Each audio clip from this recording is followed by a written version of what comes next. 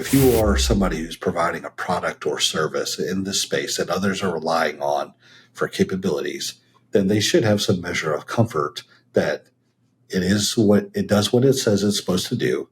And then if there are any risks happen. Risks aren't necessarily a bad thing as long as it's be made transparent to those who use it so they can make informed decision making, downstream. SC Media and our sponsor, VisoTrust, are proud to present this month's CISO Stories program. Each month, the CISO Stories program explores a cybersecurity topic selected by the Cyber Risk Alliance's CISO community and provides content that examines that topic from a variety of perspectives. Hosted by Todd Fitzgerald, best-selling author of CISO Compass, the CISO Stories weekly podcast features content powered by the 1,100-plus members of Cyber Risk Alliance's CISO community. Listen to previous CISO Stories podcast episodes at CISOstoriespodcast.com. Cybersecurity Collaborative is a unique membership community enabling cybersecurity leaders to work together in a trusted environment. To learn more, visit CISOstoriespodcast.com/CSC. Hi, I'm your host, Todd Fitzgerald, and this week we welcome Charles Spence, VP Technology at Cigna Healthcare. Welcome, Charles. Thanks, Todd. Nice to meet you. Nice to be here. Glad to have you here. So tell me, I'm always curious about people's careers and how you got into cybersecurity and why you got into cybersecurity. So what gave you the spark that wanted to go into this field? Yeah, I'm actually a prior military officer, so in the Signal Corps. So undergraduates in management information system, but back in '97 when I got commissioned, going into telecommunications, basically anything electronics. The Signal Corps, you sort of a master of all in that domain, and so I got into it then early on. Telecommunications, satellite communications, radio communications, networking, et cetera. And as part of that, cybersecurity and information security was part of it from the early on. And I've been fortunate throughout the years to sort of keep that skill set and start finding opportunities that sort of built upon that. And, and when I got into healthcare back in the early 2000s, one of the things, especially there, was, taking care of patients, health information records, et cetera. So, been very fortunate to sort of walk through all that throughout my career. And really what I've seen is, especially today, cybersecurity is finally understood and embraced by more in the operations and the business world and the importance of it. And it's more of a table stakes discussion versus begging and pleading for additional funding for doing the right thing and protecting the information. So that's sort of my journey of how I got here. Well, thank you for your service. And my father was in the Signal Corps as well. And I never, growing up, I knew that, but I never really knew what that was. And it's just funny, when I hear people talking about the Signal Corps and the military, and it's like, I think my father was in cybersecurity back then. We just didn't call it that. Yeah, it's always funny. I always joke around when they say, exactly what did you do? And I always say, well, if it had any electricity and electrons running through it, that was sort of my domain. So whether it was information technology or, jokingly, if it was a radio tower and whatever, hey, get the SIGO, he'll fix it. I'm like, wait a minute. Mm-hmm. There's a limitation on even my abilities. Sure. I grew up in a basement full of oscilloscopes and radios and TVs and all in different parts. And my father had this one tool. He used to go out with the crews, and when people would have interference on their TVs, and there'd be snowy pictures, right? People today don't know what that is, right? We know what that was. And but it had snowy pictures, and his favorite device was this thing he built. It was a hula hoop with a little box on the bottom, and he would use that to walk around and figure out what was causing the interference. And he had all this fancy equipment in his car, but he used the hula hoop thing. And then they'd send the crews out and fix, wherever the interference was coming from on the line. So today we're going to talk about third-party risk management. And so why is this a critical topic today? It's something that we weren't talking much about even a few years ago.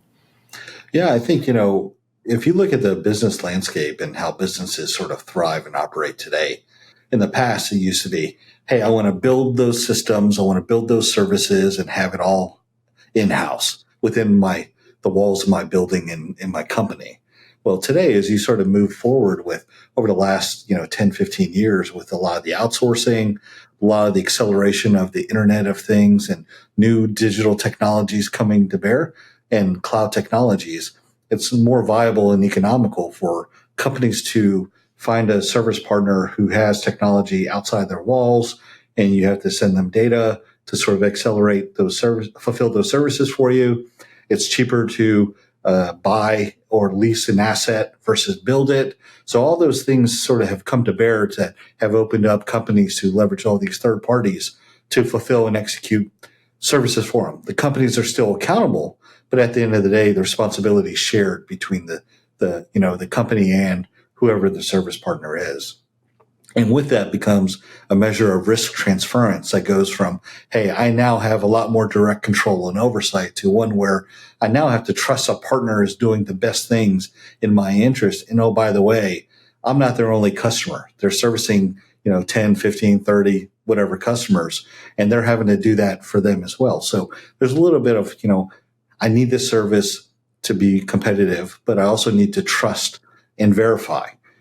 My risk profile just gets a little bit different. It's still there. It's just, in a different risk profile that you have to manage for and build controls for from a governance and operating model. As a security leader, safeguarding proprietary data isn't enough. You need a holistic strategy that extends to third parties and beyond. Between doing more with less, external pressures, and achieving digital transformation, effective third-party security feels unattainable. There's a better way. VisoTrust delivers fast and accurate third-party intelligence needed to make informed cyber risk decisions.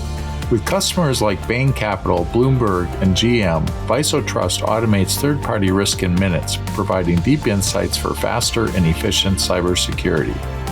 With VisoTrust, you can automate cyber risk assessments with AI, identify and prioritize high-risk vulnerabilities, and continuously assess and monitor third parties. See how our AI-powered platform can improve your cybersecurity posture at CISOstoriespodcast.com/VisoTrust. Do you think that we're underestimating the risks of our third-party suppliers these days? Absolutely. If you think about every day you turn on the radio or the news, started talking about Signal Corps and I was going back to radios. So, but you think about the news today or look on the internet, every day there's a new supplier that's been hacked or breached. And usually when you start looking at or ransomware being injected, usually it's through one of your third parties, right? Whether it's a service you bought or software you bought and integrated into your technology stack in-house, or it's a vendor who's fulfilling a service for you and they got compromised and exposed and then by default sort of opened you up to the risk of that. So just because we are so, federated now and reliant and integrated with all these third parties, your risk profile's got a lot bigger. So you have to, figure out what the right controls are. How do you keep eyes on, not just 5 vendors, but 15, 20 of them and make sure that you're, keeping them front and center. So as you mitigate that risk, you still figure out how to be profitable and execute on your business model. But yeah, it's definitely growing. Are there any frameworks that you've found to be beneficial in managing this third-party risk? Yeah, I think, when you start looking at, especially one industry or certain industries in healthcare, certain frameworks that really help go a long way are between high trust, which is sort of the de facto security standards for healthcare, regardless of where you are in that domain. But then also, the consolidated efforts around standard information questionnaires where they do these third-party vendor management and platforms that are pulling all these security questionnaires that are common across multiple industries, pulling those together, FedRAMP, some of these stuff from NIST in terms of their cybersecurity practices and how to pull those in for different service partners. I think those, there's not a one-size-fits-all depending on which industry you're in. But, what the commonality is, you have to have not just the framework, but you have to have a process and to execute and oversee it.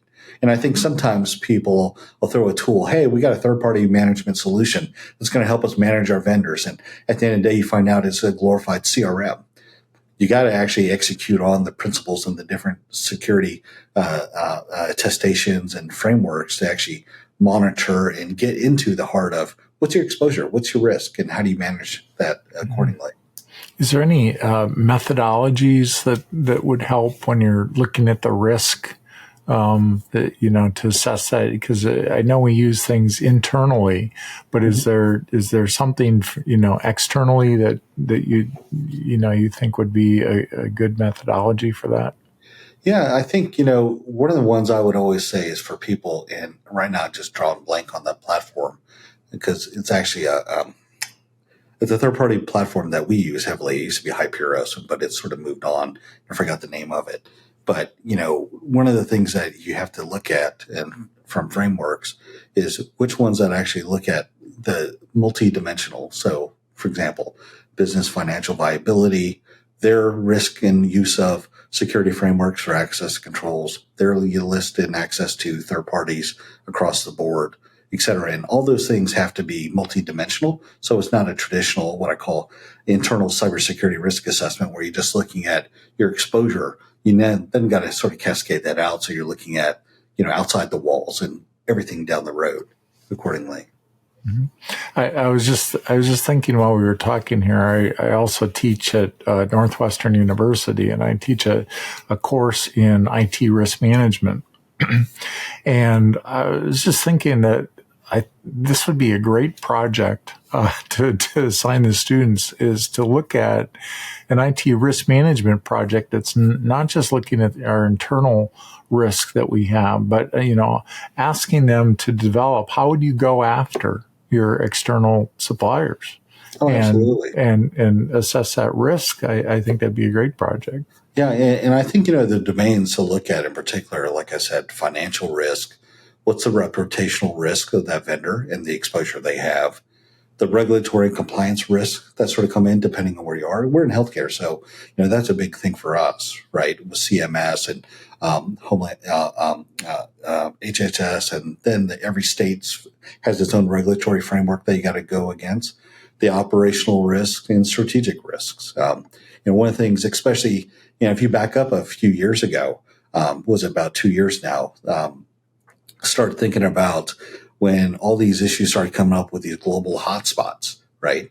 A lot of, companies had service partners who were in Ukraine or some of these other areas where you have these conflicts rising.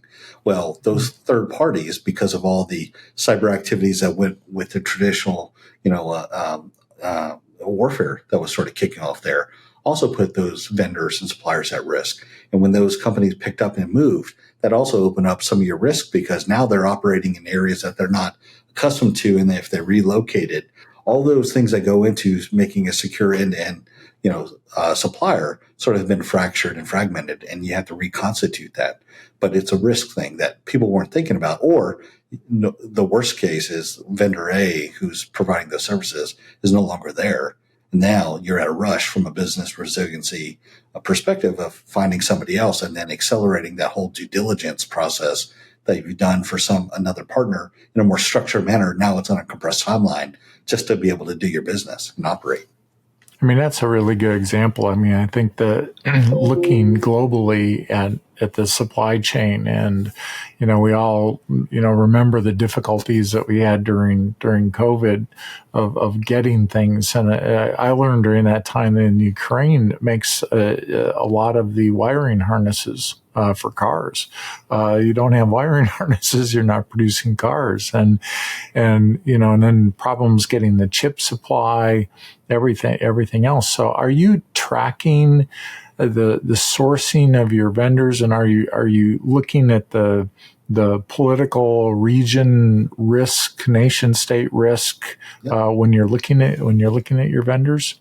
Yeah, I think you have to, because in this day and age, especially if your vendor partners have a large part of their business, even if they're not headquartered there, but if they're back office, so if they're a company who's hosted stateside and their back office in terms of where they're operating, their data centers, or a lot of their service partners are offshore.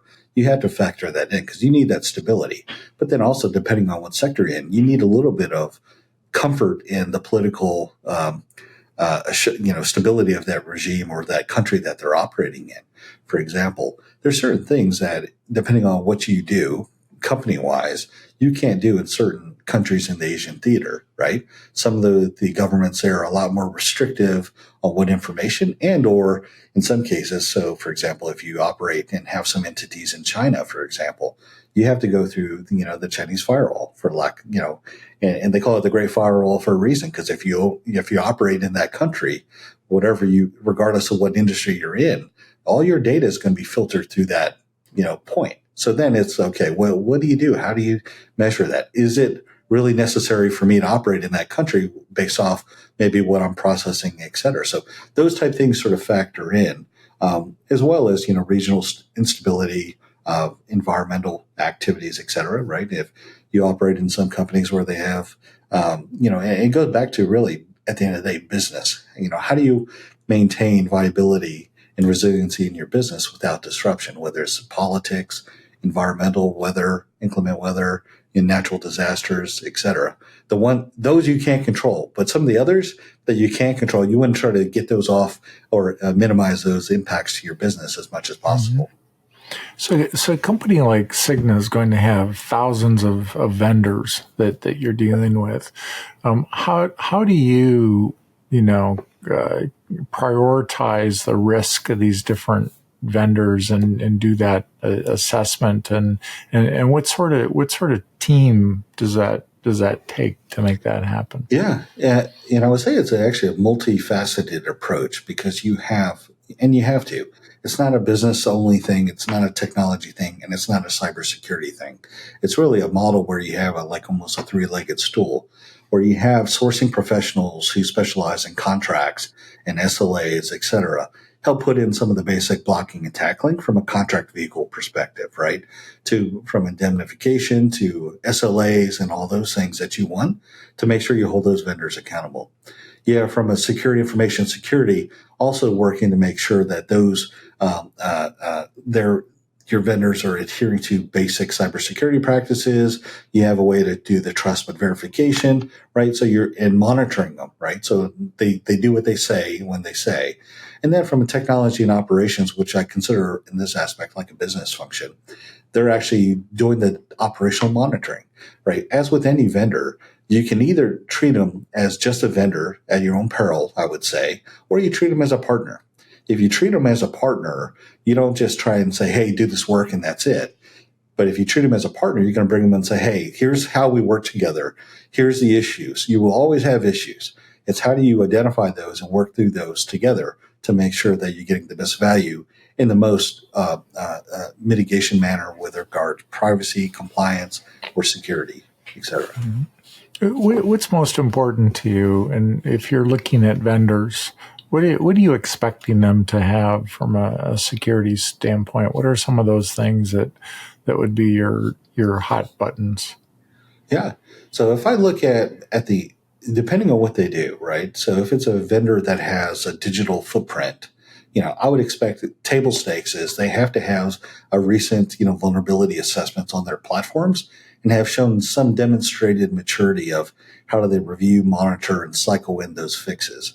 That does a few things. If you see a vendor who's on their game and they do annual security reviews at the least and have some disciplined practice in rolling in code reviews, et cetera, that tells you if they get that basic blocking and tackling done, they take security very seriously and it's part of their DNA.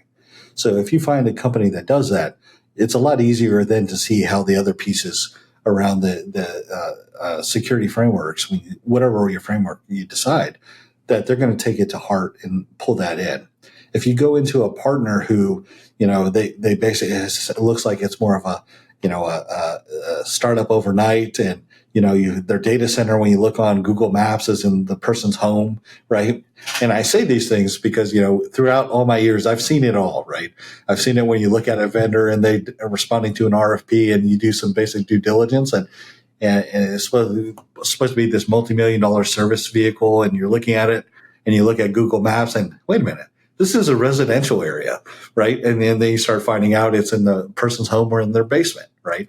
So that brings a little bit of a suspect interrogation that has to happen, and you shake some of those out. But I think all those things sort of come into play, and you really just you're looking for who's the best partner for you. That they may not be perfect, but do they take security seriously and build that into their operating model versus an afterthought?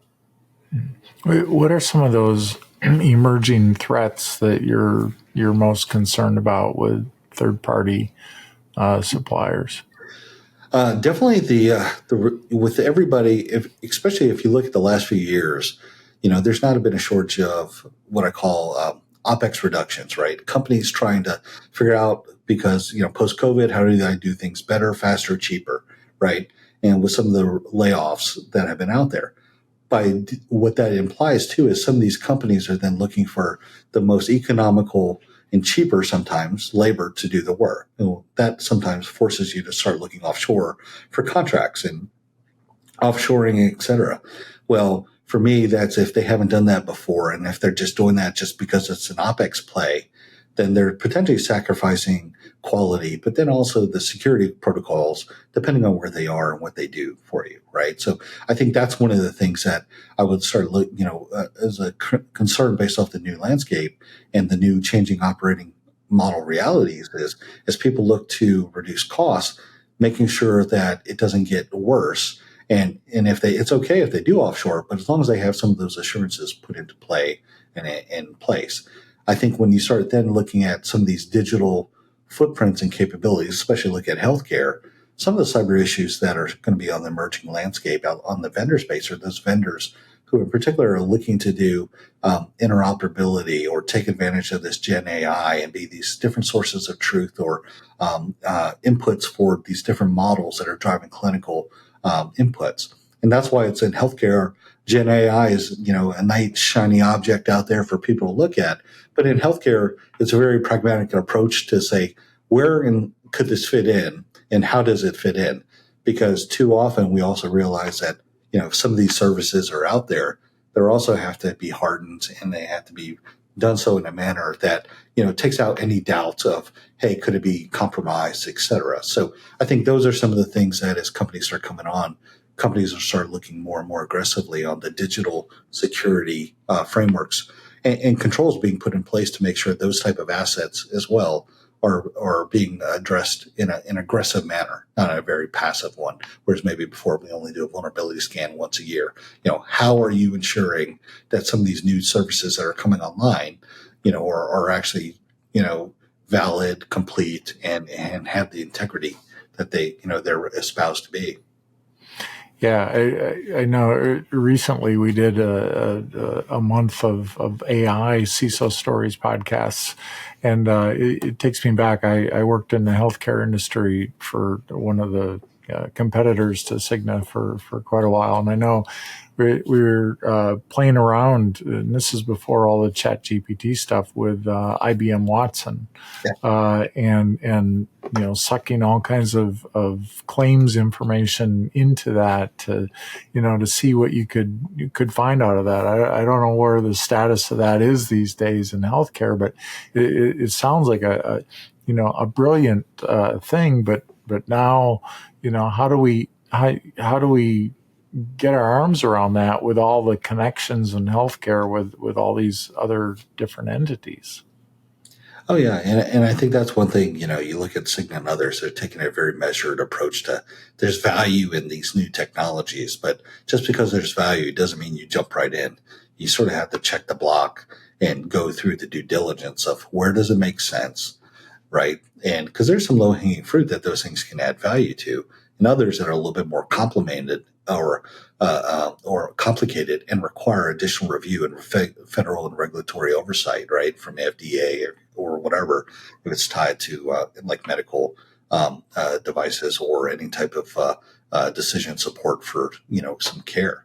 But I think that the piece that companies will be looking for is what's my level of assurance that these services are intact and there is beyond of a doubt. And if it's a algorithm, et cetera, that's one thing.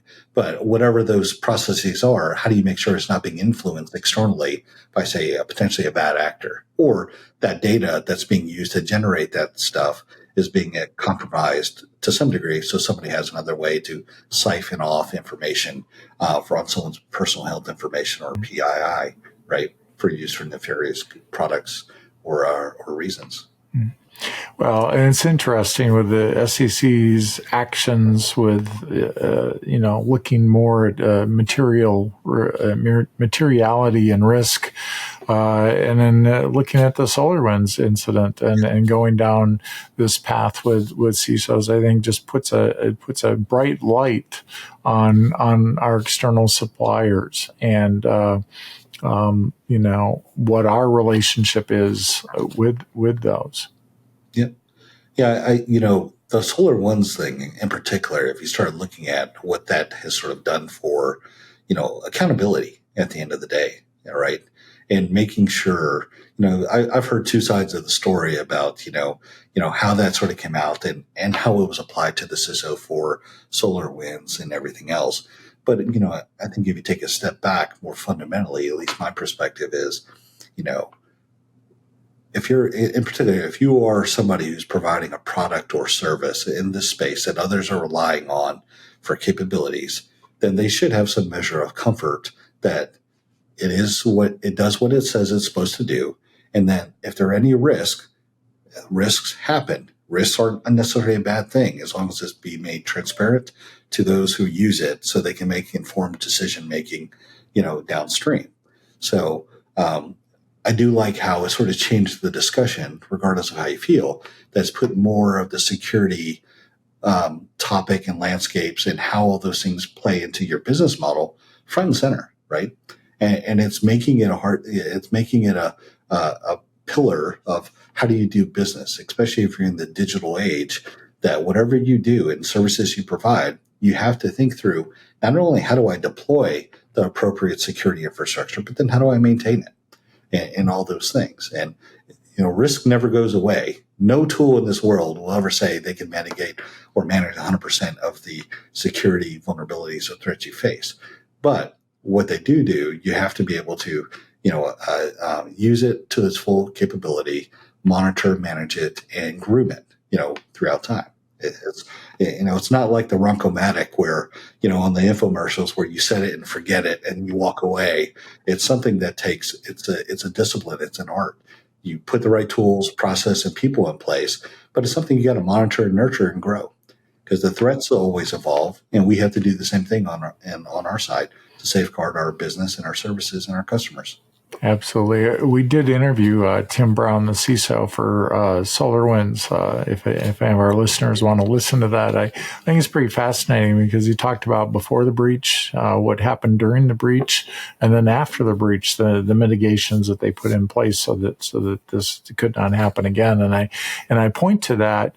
Because as CISOs, we always should be learning from other incidents and not having to do the incidents ourselves. I said this in the CISO Compass book. I devoted an entire chapter to reviewing incidents as one of our processes that we should be leveraging because we don't have to experience it to know how to react to it. Well, this has been great, Charles, and I think it's a great topic. It's something that's going to be with us, I think, for years to come. So, what final advice would you give to emerging CISOs, new CISOs, current CISOs, experienced CISOs as they're trying to build and maintain an effective third-party risk management program? Yeah, I think, at the end of the day, I always start with, regardless, I always say that you need to make sure you understand the business that you're aligned to and supporting. And then as you evaluate your third parties, all of those third parties are there to drive incremental value to your overall mission and objectives. So when you start looking at these vendors, make sure that, while you're safeguarding them, you also treat them as a partner versus just a vendor. And figure out how do you have a healthy relationship so people are not afraid to bring up issues that they, because if they get hammered all the time, that's going to create a culture between those relationships where they're less likely to bring forward issues to be aware of. And that's really, people at the heart of all we do. And the biggest security vulnerabilities are not going to be the ones you find on a scan or whatever. It's what happens behind the scenes, and we use tools to try and catch it and identify. But if you can build those relationships with the people between those two organizations, and that'll go a long way to help you manage the risk and build a value add relationship that gets you both, better compliance, better security and privacy outcomes, but also business outcomes as well. I think that's great perspective. Thanks for sharing that, and thanks for your time today, Charles. Appreciate it, Todd. Thank you. Thank you for tuning in for this week's episode of the CISO Stories podcast. We want to say a special thank you to our sponsor, VisoTrust. Please subscribe to the CISO Stories podcast, and you will receive a new story each Tuesday at 10 a.m. Eastern Time. We'll see you next week for a new episode.